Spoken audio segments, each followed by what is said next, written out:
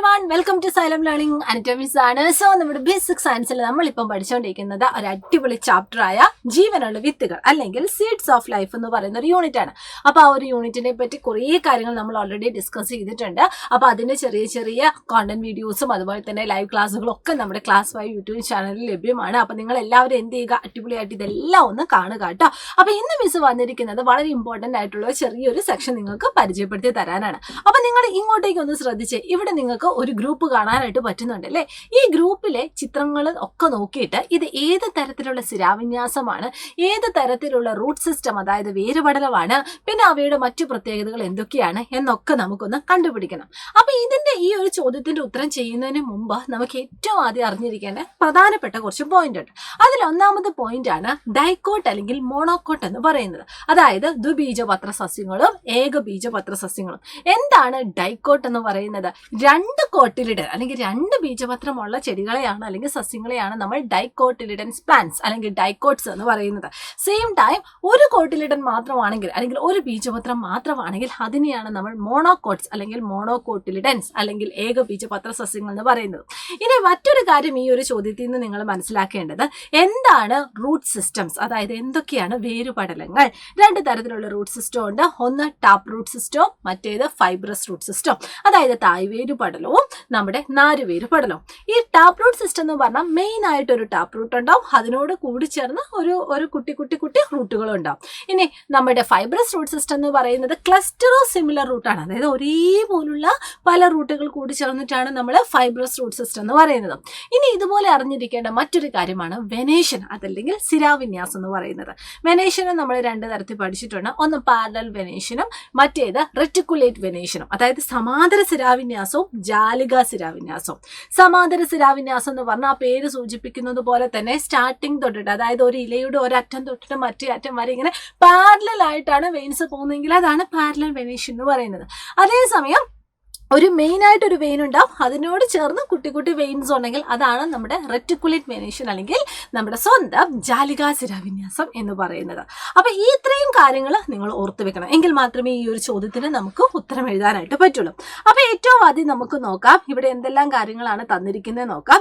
ഇവിടെ നിങ്ങൾക്ക് നോക്കിയാൽ മനസ്സിലാവും ഒരു തെങ്ങാണ് അല്ലെ. അപ്പൊ തെങ്ങിന്റെ ഇലകൾ എങ്ങനെയാണ്, തെങ്ങിന്റെ ഇലകളുടെ ആ ഒരു ഷേപ്പ് എങ്ങനെയാണ്? ഇതാ ഇതുപോലെ നീണ്ടിരിക്കുന്ന ഇലകളാണ്. അപ്പൊ നീണ്ടിരിക്കുന്ന ഇലകൾ എന്ന് പറയുമ്പോൾ പാരലൽ ആയിട്ടുള്ള ഒരു അറേഞ്ച്മെന്റ് ആണ് നമുക്ക് ഇവിടെ കാണാനായിട്ട് പറ്റുന്നത്, അല്ലെങ്കിൽ അത് പെട്ടെന്ന് നമുക്ക് കീറിയെടുക്കാനൊക്കെ പറ്റും. സോ ഇവിടെയുള്ള വെനേഷൻ അല്ലെങ്കിൽ സ്ഥിരാവിന്യാസം എന്ന് പറയുന്നത് ഏതായിരിക്കും? പാരലൽ വെനേഷൻ ആയിരിക്കും. Okay, parallel venation. ഇനി അതുപോലെ തന്നെ ഇവരുടെ റൂട്ട് സിസ്റ്റം നമുക്കൊന്ന് കണ്ടുപിടിക്കണം. ഈ റൂട്ട് സിസ്റ്റം നിങ്ങൾ നോക്കിയാൽ തന്നെ നിങ്ങൾക്കറിയാം എങ്ങനെയാണ് അവയുടെ റൂട്ട് സിസ്റ്റം എന്ന് പറയുന്നത്. യെസ്, ഇവരുടെ റൂട്ട് സിസ്റ്റം എന്ന് പറയുന്നത് ഫൈബ്രസ് റൂട്ട് സിസ്റ്റം ആയിരിക്കും കേട്ടോ, ഫൈബ്രസ് റൂട്ട് സിസ്റ്റം. ഓക്കെ, അത് ഓർത്തിരിക്കാം. ഇനി അവയുടെ മറ്റൊരു പോയിന്റ് ആണ്, ഇവിടെ എത്ര കോട്ടിലിഡൻ ഉണ്ട്? നമുക്ക് ഒരു കോട്ടിലിഡൻ മാത്രമേ കാണാൻ പറ്റുള്ളൂ. സോ ഇതെന്താണ്? മോണോകോട്ടാണ്, അതും ഓർത്തിരിക്കാം. പിന്നെ ഇതിന് ബ്രാഞ്ചസ് നമുക്ക് കാണാൻ പറ്റുന്നുണ്ടോ? ഇല്ല, അൺബ്രാഞ്ച്ഡ് ആണ്. ഓക്കെ, ഇത്രയും പോയിന്റ് ആലോചിക്കുക. ഇനി അതുപോലെ തന്നെ ഞാൻ ഇവിടെ നിങ്ങൾക്ക് മറ്റൊരു കൂട്ടം കാണിച്ചു തരാം. ഇവിടെ നിങ്ങൾ നോക്കിയാൽ നിങ്ങൾക്കൊരു പ്ലാവാണ് കാണാനായിട്ട് പറ്റുന്നത്. പ്ലാവിന്റെ ഇലയൊന്ന് നോക്കിയാൽ അവയുടെ ഇലകൾ ഏത് രൂപത്തിലുള്ളതാണ്? റെറ്റിക്കുലേറ്റ് വെനേഷൻ ആണ് കേട്ടോ, റെറ്റിക്കുലേറ്റ് വെനേഷൻ ആണ്. അതുപോലെ തന്നെ അവരുടെ റൂട്ട് സിസ്റ്റം നമുക്ക് നോക്കിയാൽ അറിയാം ടാപ്പ് റൂട്ട് സിസ്റ്റം ആണ്. പിന്നെ അതുപോലെ തന്നെ അവരുടെ ബ്രാഞ്ചഡ് ആണ് അല്ലെ, അവർക്ക് ബ്രാഞ്ചസ് ഉണ്ട് എന്ന് നമുക്ക് കാണാനായിട്ട് പറ്റും. ഇനി അതുപോലെ തന്നെ അത് എങ്ങനെയാണ്? അവർക്ക് ഒരു കോട്ടിലിഡൻ അല്ല, രണ്ട് കോട്ടിലിഡൻ ആണ്, അതായത് ഡൈക്കോട്ടാണ്.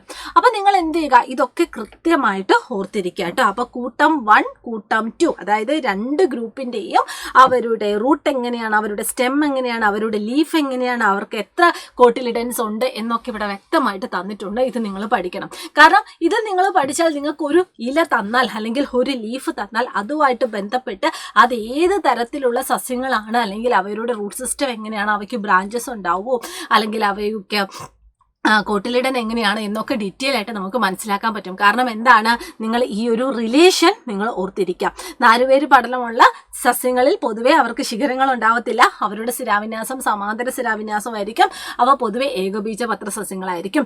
അതുപോലെ ടാപ്പ് റൂട്ട് ആണെങ്കിൽ അവ ബ്രാഞ്ചഡ് ഉണ്ടായിരിക്കും. അതുപോലെ തന്നെ റെറ്റിക്കുലേറ്റ് വെനേഷനും അവർക്ക് രണ്ട് കോട്ടിലിഡനും ഉണ്ടായിരിക്കും.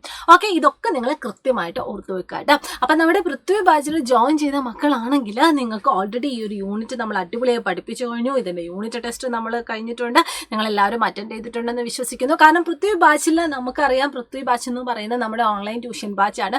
അവിടെ നിങ്ങൾക്ക് വേണ്ടി എല്ലാ സബ്ജക്റ്റിൻ്റെയും എല്ലാ യൂണിറ്റിൻ്റെയും അടിപൊളി ലൈവ് ക്ലാസ്സുകളും അതുപോലെ തന്നെ റെക്കോർഡ് സെക്ഷൻസും അതുപോലെ തന്നെ യൂണിറ്റ് ടെസ്റ്റുകളും ഒക്കെ നടന്നുകൊണ്ടിരിക്കുകയാണ്. സോ ഇനിയും നിങ്ങൾക്ക് പൃഥ്വി ബാച്ചിൽ ജോയിൻ ചെയ്യാൻ ആഗ്രഹമുണ്ടെങ്കിൽ എന്ത് ചെയ്യുക, താഴെ സ്ക്രോളിൽ കാണുന്ന കോൺടാക്ട് നമ്പറിൽ വേഗം ഒന്ന് വിളിച്ച് നിങ്ങളുടെ അഡ്മിഷൻ ഇപ്പം തന്നെ ഉറപ്പുവരുത്തുക. അപ്പോൾ എല്ലാവർക്കും നമ്മുടെ പൃഥ്വി ബാച്ചിലേക്ക് മിസ് ഇതാ ഇൻവൈറ്റ് ചെയ്യുന്നു. അടിപൊളിയായിട്ട് നമുക്ക് ക്രിസ്മസ് എക്സാമോ അതുപോലെ തന്നെ ആനുവൽ എക്സാമോ ഒക്കെ ഈസി ആയിട്ട് എഴുതേണ്ടതാണ്. സോ എനിവേ നമ്മൾ ഇന്നത്തെ ഈ ഒരു ക്ലാസ് ഇവിടെ വൈൻഡപ്പ് ചെയ്യുവാണ്. അപ്പോൾ എല്ലാ മക്കൾക്കും all the very best and thank you so much. By.